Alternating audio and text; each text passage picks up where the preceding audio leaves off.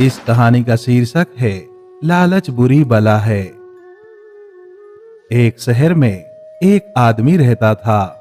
वह बहुत ही लालची था। उसने सुन रखा था कि अगर संतों और साधुओं की सेवा करें तो बहुत ज्यादा धन प्राप्त होता है। यह सोचकर उसने साधु संतों की सेवा करनी प्रारंभ कर दी। एक बार उसके घर बड़े ही चमत्कारी संत आए। उन्होंने उसकी सेवा से प्रसन्न होकर उसे 4 दीपक दिए और कहा, इनमें से एक दिया जला लेना और पूरब दिशा की ओर चले जाना। जहां यह दीपक बुझ जाए वहां की जमीन को खोद लेना। वहां तुम्हें काफी धन मिल जाएगा। अगर फिर तुम्हें धन की आवश्यकता पड़े तो दूसरा दिया जला लेना और पश्चिम दिशा की ओर चले जाना। जहां यह दिया बुझ जाए वहां की जमीन खोद लेना। तुम्हें मनचाही माया मिल जाएगी। फिर भी संतुष्टि ना हो तो तीसरा दिया जला लेना और दक्षिण दिशा की ओर चले जाना। इसी प्रकार दिया बुझने पर जब तुम वहां की जमीन खोदोगे तो तुम्हें बेअंत धन मिलेगा। तब तुम्हारे पास केवल एक दिया बच जाएगा और एक ही दिशा रह जाएगी। तुमने यह दिया ना ही जलाना है और ना ही इसे उत्तर दिशा की ओर ले जाना है।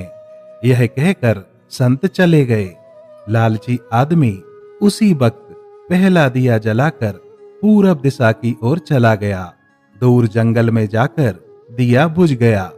उस आदमी ने उस जगह को खोदा तो उसे पैसों से भरी एक गागर मिली। वह बहुत खुश हुआ। उसने सोचा, इस गागर को फिलहाल यहीं रहने देता हूं, फिर कभी ले जाऊंगा। पहले मुझे जल्दी ही पश्चिम दिशा वाला धन देख लेना चाहिए। यह सोचकर उसने दूसरे दिन दूसरा दिया जलाया और पश्चिम दिशा की ओर चल पड़ा। दूर एक उजाड़ स्थान में जाकर दिया बुझ गया। वहां उस आदमी ने जब जमीन खोदी तो उसे सोने की मोहरों से भरा एक घड़ा मिला। उसने घड़े को भी यही सोचकर वहीं रहने दिया कि पहले दक्षिण दिशा में जाकर देख लेना चाहिए। जल्दी से जल्दी ज्यादा से ज्यादा धन प्राप्त करने के लिए वह बेचैन हो गया। अगले दिन वह दक्षिण दिशा की ओर चल पड़ा।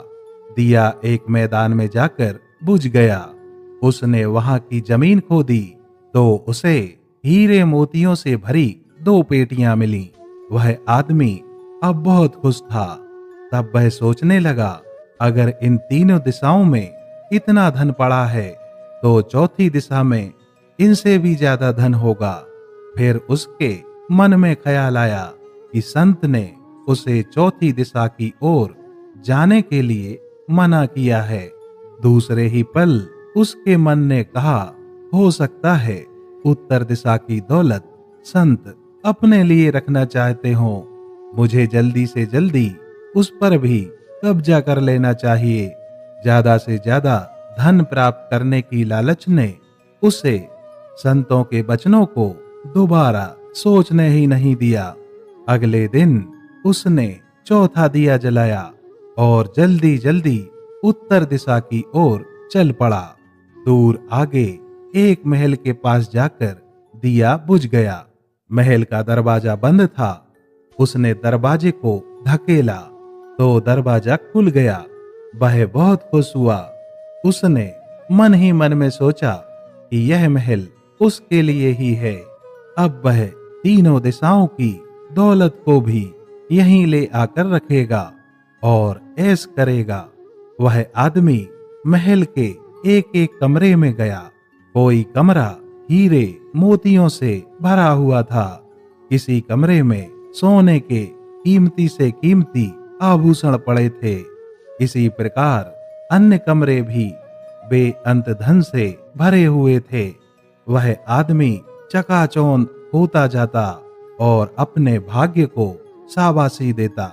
वह जरा और आगे बढ़ा तो उसे एक कमरे में चक्की चलने की आवाज सुनाई दी। वह उस कमरे में दाखिल हुआ तो उसने देखा कि एक बूढ़ा आदमी चक्की चला रहा है। लालची आदमी ने बूढ़े से कहा कि तू यहाँ कैसे पहुंचा? बूढ़े ने कहा, ऐसा कर, यह जरा चक्की चला, मैं सांस लेकर तुझे बताता हूँ। लालची आदमी ने चक्की चलानी प्रारंभ कर दी। बूढ़ा चक्की से हट जाने पर ऊंची ऊंची हंसने लगा। लालची आदमी उसकी ओर हैरानी से देखने लगा। वह चक्की बंद ही करने लगा था कि बूढ़े ने खबरदार करते हुए कहा, ना ना, चक्की चलानी बंद ना कर। फिर बूढ़े ने कहा, यह महल अब तेरा है, परंतु यह उतनी देर तक खड़ा रहेगा जितनी देर तक तू चक्की चलाता रहेगा। अगर चक्की चलनी बंद हो गई तो महल गिर जाएगा और तू भी इसके नीचे दबकर मर जाएगा।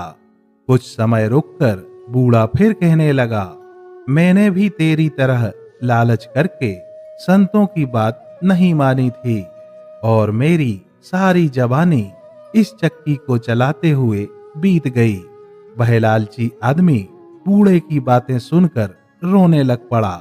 फिर कहने लगा, अब मेरा इस चक्की से छुटकारा कैसे होगा? बूढ़े ने कहा, जब तक तेरे और मेरे जैसा कोई आदमी लालच में अंधा होकर यहाँ नहीं आएगा, तब तक तू इस चक्की से छुटकारा नहीं पा सकेगा। तब उस लालची आदमी ने बूढ़े से आखिरी सवाल पूछा कि तू अब बाहर जाकर क्या करेगा? तब बूढ़े ने कहा कि मैं सब लोगों से ऊंची ऊंची कहूंगा, लालच बुरी बला है। इस कहानी से हमें यह शिक्षा मिलती है कि हमें लालच से दूर रहना चाहिए, क्योंकि लालच बुरी बला है। यह कहानी आपको कैसी लगी कृपया कमेंट बॉक्स में जरूर बताइएगा और वीडियो को लाइक और शेयर करना मत भूलिएगा। चैनल को अगर सब्सक्राइब नहीं किया है तो प्लीज चैनल को सब्सक्राइब कीजिएगा और बेल आइकॉन बटन दबाइएगा। फिर मिलता हूँ इसी तरह की किसी अन्य कहानी के साथ। तब तक अपना ख्याल रखिएगा। नमस्कार।